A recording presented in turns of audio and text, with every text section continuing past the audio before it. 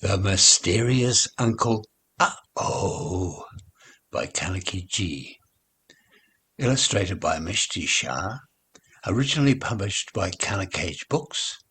Read to you by Kiwi Opa.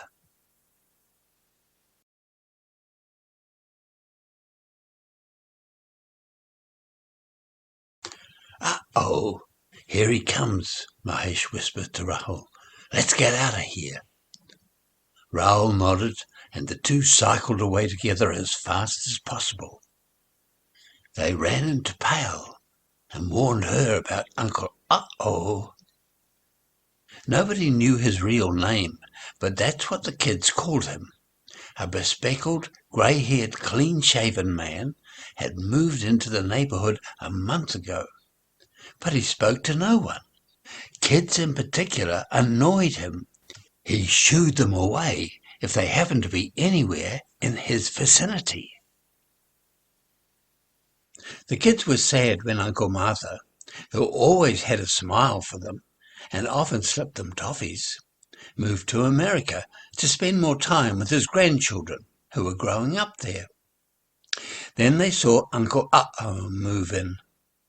When they saw him tending to the garden left behind by Uncle Martha with such a loving expression on his face, they were sure he would be just as nice as Uncle Martha.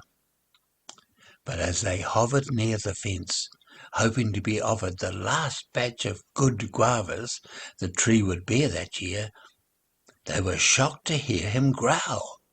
"What are you doing here?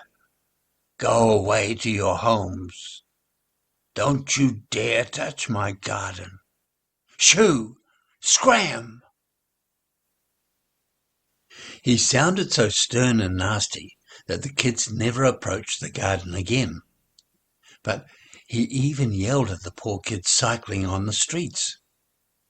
Once, while he was on his way to the market, Neddy went to fetch a soccer ball that had fallen right in front of him. The children were surprised to see him bend to pick up the ball. But when he handed it to Neddy, she looked frightened, and he walked away in a huff. "What happened, Neddy?" Rahul asked, concerned. "I don't know. He had such a strange look on his face. First I thought he was glaring at me, but his eyes were fixed on the ball. Then he looked at me so angrily as he gave me the ball. The man is crazy." After that incident, the kids were even more scared of him. When one of them spotted him, they would exclaim, "Uh-oh," and rush off to warn the others to stay clear. Since no one knew his name, he became Uncle Uh-Oh. Suddenly Shuris, a tall, plump boy, joined Mahesh, Rahul and Pale. He was flushed and panting hard. His curly hair was sweaty. Evidently, he had cycled very fast and was bursting with news. "Someone from far away just drove in," he blurted out, gasping for air. "How do you know the person is from far away?" Mahesh challenged him. Mahesh was lean and a head shorter than Shuris, so he had to look up to him.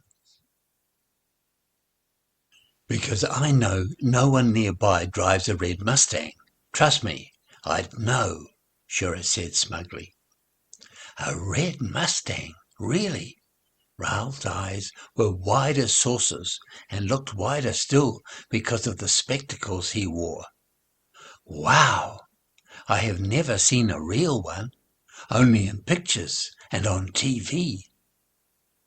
Just then the Mustang stopped right in front of them. Even Pale, who cared little about cars, could not help but feel impressed. A jolly-faced man popped his head out of the window of the Mustang and called out to the kids, "Hey, little ones, can one of you help me? I am looking for a particular house." Shuris, being the oldest, stepped forward. "Which house?" "Plot number B33, the man said, checking a sheet of paper. The kids gasped. "You don't want to go there," Nettie said, shaking her head as her two little bushy ponytails bobbed along. She had just joined the group on a cycle only a moment ago. "Why not?" The jolly man was intrigued. "Uncle Uh Oh lives there," Mahesh whispered. "Uncle Uh Oh?" The man laughed a booming, hearty laugh. "Is that what you kids call good old Professor Narayan?" "Professor Narayan?" Rahul raised his thick eyebrows. "Is that his name?" "You don't even know his name? And he's been living here for a month?" How strange. Just point me there, please." Just as Suresh finished giving the directions, he noticed the little boy in the car. "You are not taking that boy with you, are you?" "Of course I am. He is my son. His name is Akshay." "Even if you must go, leave him here. Uncle Uh Oh hates children," Pale urged him. "Hates children? What utter nonsense. I must go and see him. Thanks for your help." Akshay looked terrified after what the kid said, but his father patted him reassuringly. The kids followed the Mustang round the corner and then a couple of blocks down the road on their cycles. The jolly man parked his Mustang and he and Akshay walked to Uh Oh's door and rang the bell. The kids parked their bikes under the leafy mango tree across the road and climbed it so they could see what was happening without Uh Oh spotting them. What would Uh Oh do to the poor boy, the kids wondered. Would he start shouting? Would he actually pick him up and throw him out? Well, at least the boy had a big burly father to protect him. As the door opened, the kids watched intently. Uh Oh came out. As soon as he spotted the kids, he started shouting. But then the big man said something, and Uh Oh invited them in. The kids stared with their eyes popping out. No one had managed to gain entry into that house. Mrs. Pinto had baked the most heavenly-smelling chocolate cake with the creamiest icing ever and taken it over to welcome Uh Oh to the neighbourhood, and even she wasn't asked to come in. True, he hadn't yelled at her like he did at everyone else. But what magic did this jolly burly man know that he was admitted in along with a child? How did he manage that? Mahesh asked, astonished. He must be Santa Claus, Nettie concluded. Don't be silly. Santa only leaves the North Pole on Christmas Eve, Pale retorted. But doesn't he look like Santa? Nettie persisted. Plus he has an unusual accent.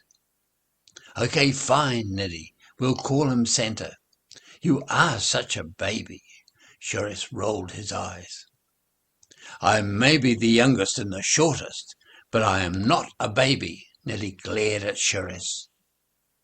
Stop fighting, you two. Let's focus on what is going on there. Rahul pointed towards Uh Oh's house.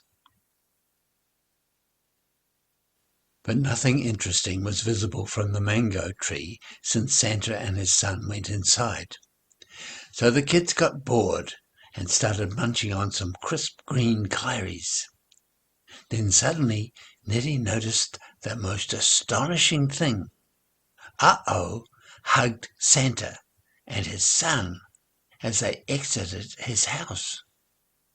The sight surprised her so much she almost fell off the tree. She screamed for help as she precariously held on to one of the lower branches. While her friends tried to help, Santa walked up to the tree and easily caught the little girl and gently put her down. Thank you, Santa, Nettie hugged her saviour in relief. "Santa," the jolly man exclaimed, "are you hallucinating?" Nettie blushed. "But you look like Santa, and you did not tell us your name, did you?" One by one the other kids jumped out of the tree. "No, I am sorry. I am Santa Singh, so you really weren't far off," the burly man chortled. Pale giggled and turned to Akshay. "Did he treat you well? We were so afraid he would fling you out of the house." "Oh, he is nice. He is sad, but nice," Akshay said, looking at his shoes. The children looked at him in disbelief. Then Raoul asked, "Santa Uncle, how do you know Uncle Uh Oh?" "He was a professor of mathematics at IIT Madras. He would come with his wife and kids to visit his parents during the summer vacation. His parents lived in the neighbourhood where I grew up, in a small town. He used to conduct a maths camp for all the neighbourhood kids who were interested. It was because of him I fell in love with mathematics, and he even wrote me a letter of recommendation for Stanford, where I studied maths." Santa had a glazed look in his eye as he reminisced the past. Then, suddenly recalling his audience, he looked at the kids and continued, "Over the years, I kept in touch with him. I visit him every time I come to India, but I haven't come since Askay was a toddler. He didn't even recognize Askay." He looked sad. "I should visit more often," he said, mostly to himself. Oh teach children? Impossible. He hates children, Pale declared. "But he really is a nice old man," the kids were surprised to hear Akshay say. "He spoke to you?" Suresh was astounded. "I mean, he talked to you nicely, not just growled or shouted?" "Yes. He asked me about my hobbies and friends. He even gave me some cookies," Akshay added. "Santa Uncle, if Uh-oh really was so nice, then why is he so grouchy and mean now?" Nettie asked, curious to get to the bottom of this mystery. "Like Akshay's told you, he is sad," Santa said. "But why?" Nettie persisted. "What could change him from a kind and helpful man to a frightening grouch?" "It is not my place to tell you. Sometimes people are in so much pain that they can't spare the energy or the mental capacity to be nice. They are drowning and need help. If you kids help him, perhaps he will find a way out of his misery. Why don't you give it a try?" "Grown-ups need help?" Nettie asked, wide-eyed. "Of course they do, only they are bad at asking for it." Santa patted her on the head. "So what can we do?" Pale wanted to know. It upset her to know that the old man was suffering. "You are smart kids. You'll figure it out. I'll give you a few hints, though. He loves strawberries, maths, and Lego." "Did you say Lego?" Raoul asked, surprised. "I love Lego." "Oh, he has an amazing Lego collection. If you made friends with him, I am sure he would share it with you. One more thing. Balls make him very sad. Don't let him see a ball. It will make him very unhappy." Mahesh furrowed his brow. "Balls make him sad? That makes no sense." "But wait," Nettie interjected. "Remember the time he picked up my ball?" Raoul recalled the incident and nodded. "So what next?" Pale asked, tying up her long ponytail into a bun. Suresh took charge. "Looks like we have a mystery and a task. We need to cheer Uh-oh and figure out why he is so sad. Santa won't tell us because he can't betray Uh Oh by telling us what Oh has told him in confidence. So we need to figure it out for ourselves. Excellent. I am staying at the Mariah Hotel down the street for 3 weeks. Let me know if there is any way I can help. Then Santa left with Akshay. The kids thought for a few moments about how they would approach the problem. He is usually less mean to girls than to boys, Pale pointed out. I know, I have an idea, Neddy bounced up and down in delight. Santa said he loves strawberries. Well, my mum is planning to distribute the first batch of strawberries from our garden tomorrow. I can take him a few, and a runner too for his garden. What do you think? Brilliant, Neddy. Rahul patted her on the back, and Neddy glowed. She loved appreciation from the older kids. The next day, Neddy packed a small wicker basket full of fresh strawberries. She was really nervous, but Suresh reassured her. We will all be just outside Uh-Oh's garden.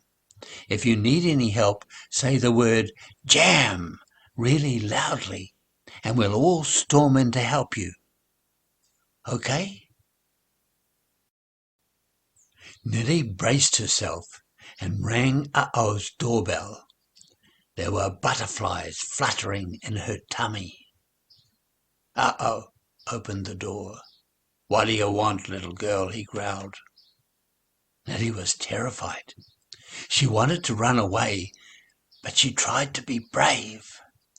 Wordlessly, she held out the basket of strawberries. What's this supposed to be? Is this a prank? He looked at the basket suspiciously. They are strawberry. Neddy stuttered. Uh-Oh did not understand a word she said, so he grabbed the basket from her to take a look. Oh, these are strawberries, he said, confused. His tone softened. Are these for me? He asked. Neddy had to fight back her tears. Yes, they are for you. My mother grows strawberries in her garden and gives some to the neighbours every year. Oh, thank you very much, little girl. Uh-Oh seemed to be at a loss for words and blinked. Encouraged by Uh-Oh's change in attitude, Neddy plodded on. I also got this, she said, holding up the strawberry runner. A strawberry runner? Uh-Oh was surprised. I saw you gardening some time ago and thought you may like to grow some. Uh-Oh blushed. I do love strawberries. Thank you very much, little lady. I was hoping to plant strawberries this year. Then he added tentatively, there are no good guavas left anymore, but I could offer you a cookie. That is, if your mother won't mind. Neddy smiled, thinking how little Uncle Martha cared about how her mother felt about the toffees he often slipped her. She nodded, and Uh-Oh brought out the cookie jar. Neddy chose a jam-scented cookie. Thank you, Uncle, she said, and turned to leave, when Uh-Oh called out. What's your name, little lady? He asked. Neddy. I am Neddy, she turned around and said, and then she pranced away, elated with the success of her mission. Great job, Neddy, Suresh patted her head when she returned. The other kids congratulated her too. But now, what do we do next? Pale asked. We need to do something else, right? Or this will be a dead end. You are quite right, Pale, Mahesh agreed. I was wondering the same thing. Well, you know, Lego was on the list of things he likes. So I had an idea, Rahul ventured. Go on, Rahul, Mahesh encouraged him. How about we organise a neighbourhood Lego exhibition? It will be fun for us, and Uh-oh may come and look around, and we can get him talking. What do you think? Raoul looked hopefully at the others. Oh, yes, let's do that. Suresh clapped Raoul on the back. Awesome idea. The Lego exhibition was announced and advertised with flyers on trees and lampposts. It was scheduled for the next Sunday. The idea caught on, and some grown-ups decided to put up food stalls. The kids spent most of the week fervently working on their Lego projects. The exhibition was set up at the neighbourhood park. Soon after 9 a.m., people started filing into the park. Some had brought their Lego projects along, others were setting up food stalls, still others were looking at the projects. Suresh had made a red Lego Mustang. Nidhi had made a Lego vegetable and fruit garden. Mahesh had made an aeroplane. Raoul had made a Lego mountain with a waterfall. It was an elaborate natural landscape. Pale had made Lego jewellery. There was also a Lego swimming pool, train, farm, park and shop that various people had brought to the exhibition. Nidhi's mother had set up a stall for homemade strawberry ice cream that was really popular. There were also stalls for pani puri, samosas, jabales and cupcakes. The residents of the neighbourhood were having a relaxed and enjoyable Sunday morning, looking at interesting Lego creations, eating good food, when Uh Oh showed up with a large contraption covered in cloth. Everyone looked terrified. Is that a bomb? Suresh's mother asked Raoul's father. But Nidhi ran up to him. Is that your Lego exhibit? She asked him cheerfully. Yes. Yes, it is. He turned pink and shuffled his feet, since everyone had stopped what they were doing to stare at him. Uh Oh fumbled with the cloth, but finally unveiled his Lego masterpiece. It was a whole Lego town, complete with buildings, roads, cars, traffic lights, bridges, shops, parks, policemen, schools, hospitals, and so much more, all planned and executed to perfection. The children were in awe. So were many grown-ups. They came and admired the project and congratulated Uh Oh. He beamed and smiled. Nidhi introduced him to all her friends. She showed him their Lego projects. He appreciated their work and gave them terrific ideas on how to grow their projects.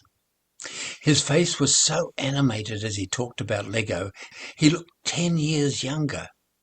The kids couldn't believe he was the same grumpy old man they were terrified of just a few days ago. He invited them to tea the next day so they could see some of his other Lego projects. Somewhere, Nidhi thought she caught a glimpse of Santa in the crowd, giving her a thumbs up, but before she could respond, he had vanished, just like the real Santa, she thought, and smiled. The next day, the kids gathered at Uh Oh's house. He showed them his many wonderful Lego creations. He had a very cute Lego pizza and a gorgeous Lego London Bridge. He also had Lego submarines, choppers, planes and trains. But his most elaborate projects were about clean energy sources and water harvesting. He had a Lego hydroelectric power plant where he had a waterfall similar to the one Raoul had made for the exhibition. Raoul was impressed with his turbines. Uh Oh also had a wind energy plant with about a dozen windmills arranged in a grid. One project was about water harvesting and irrigation of farms through canals and sprinklers. Uh-oh explained each project so enthusiastically that the kids forgot they were with a grown-up. The kids spent over an hour examining his various projects. Uh-oh even explained how actual hydroelectric power plants work. Then suddenly Uh-oh remembered that he had prepared refreshments for the kids. He took out a tray full of assorted cookies and another full of fresh cut fruit. He also brought out some dry fruits and a cup of milk for each kid. As the kids munched on the delicious snacks, Suresh asked him, "Uncle, have you always been interested in Lego?" "No, not always. Actually, I have been making Lego models only for the last 6 years." "Oh, only 6 years? What got you interested in Lego?" "My grandson. He started playing with Lego at the age of 2. I would play with him. He was unusually good at it, so I encouraged him and we did a lot of projects together." "Wow! He must be a whiz at Lego. Where is he?" Raoul asked, sipping his cup of milk. Suddenly, Uh-oh looked more like his grumpy old self. All the animation and joy left him. He became very quiet. The kids looked scared. Had Raoul said something bad? What happened? Was Uh-oh going to start shouting again? But a moment later, Uh-oh spoke.